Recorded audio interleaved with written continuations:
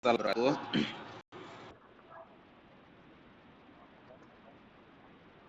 Alhamdulillah wassalatu wassalamu ala Rasulillah wa ala alihi wa sahbihi ajma'in. Amma ba'. Bersyukur kepada Allah Subhanahu wa taala atas segala limpahan rahmat karunia yang diberikan kepada kita sehingga kita pada hari ini dapat melaksanakan proses perkuliahan dalam mata kuliah ini. Mudah-mudahan eh, apa yang kita lakukan hari ini dan amal ibadah yang kita lakukan di bulan suci Ramadan bernilai baik bagi kita dan berdampak untuk orang banyak. Salat dan salam kepada Nabi Muhammad SAW. Mudah-mudahan kita semua mendapatkan syafaat dari beliau di akhir nanti.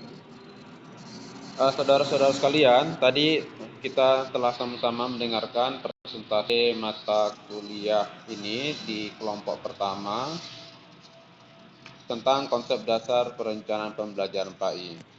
Jadi segala sesuatu kegiatan dalam kehidupan ini secara umum dan juga dalam kegiatan proses pembelajaran khususnya pastilah memiliki perencanaan. Jadi dengan adanya perencanaan yang baik maka menentukan arah dan apa yang ingin kita capai dan ingin kita inginkan, baik secara personal maupun secara kelompok, institusi, ataupun berbagai kegiatan-kegiatan dan ruang lingkup lainnya.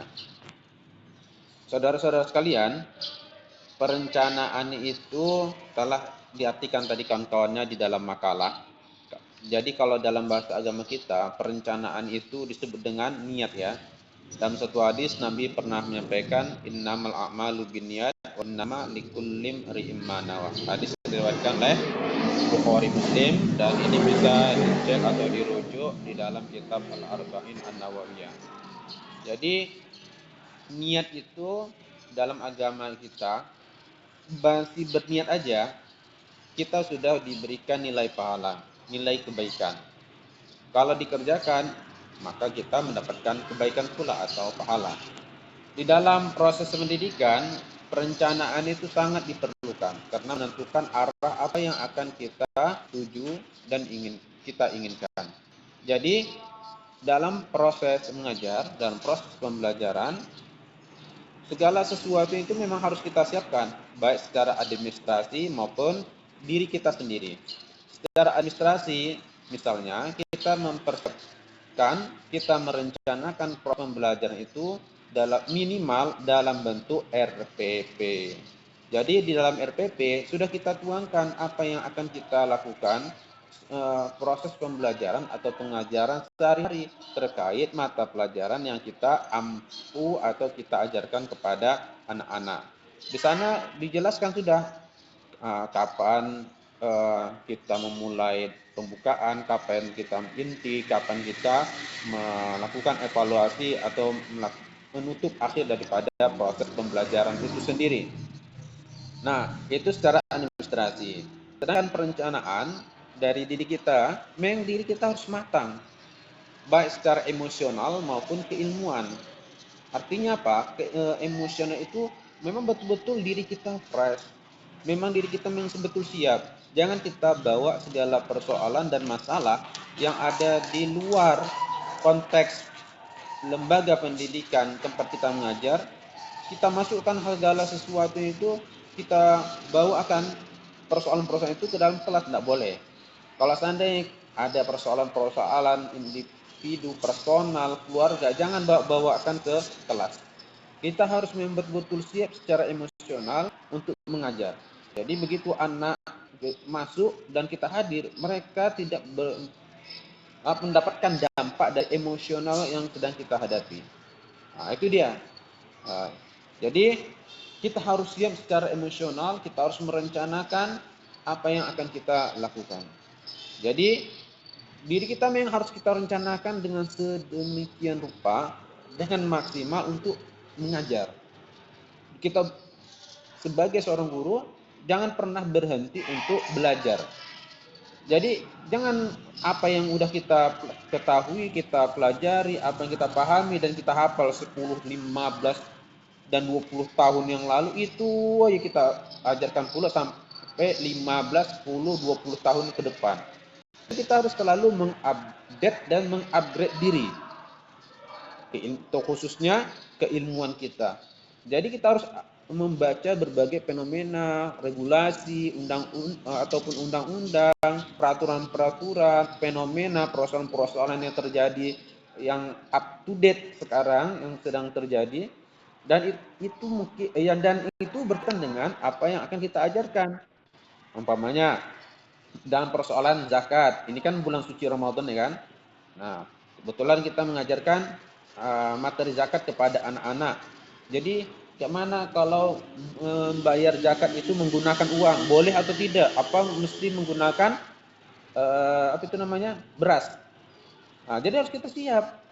Mungkin materi tentang ini mungkin tidak ada dalam buku pelajaran, tetapi kita harus ajarkan kepada anak-anak supaya apa? Supaya mereka juga paham tentang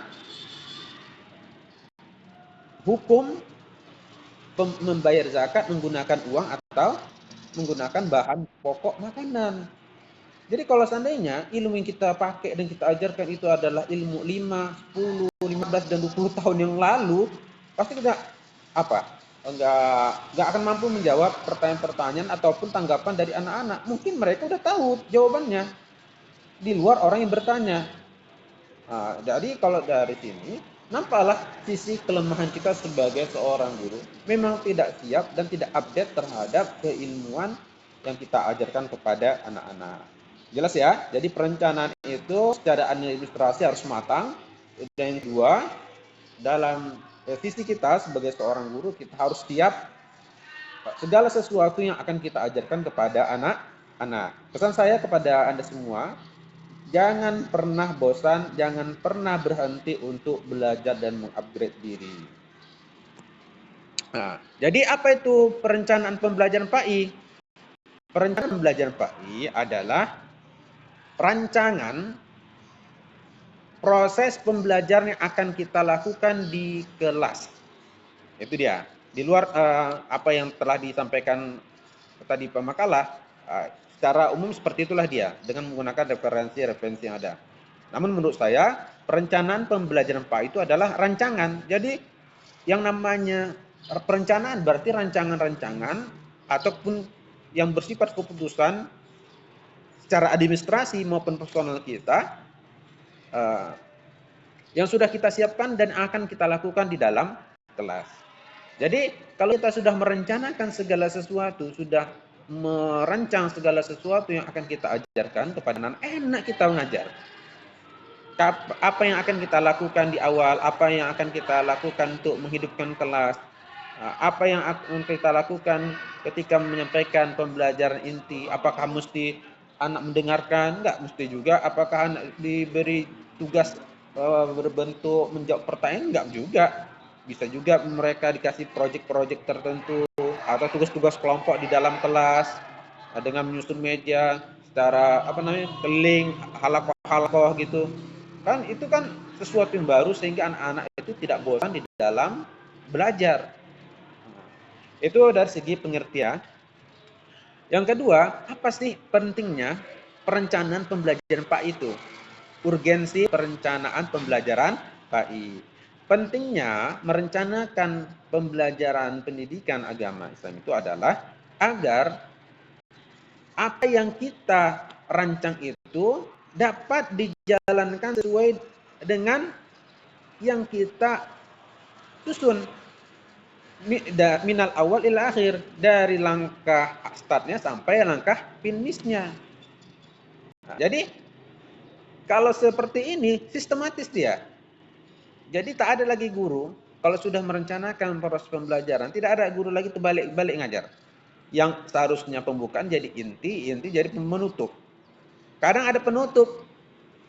Dibilang ya udah kita akhiri proses pembelajaran, tapi sampai 15 dan 20 menit selesai bapak dan ibu ini kayaknya menutup proses pembelajaran, padahal tinggal menutup gitu kan, tapi lama. Nah, artinya apa? Berarti ada sesuatu dalam merencanakan.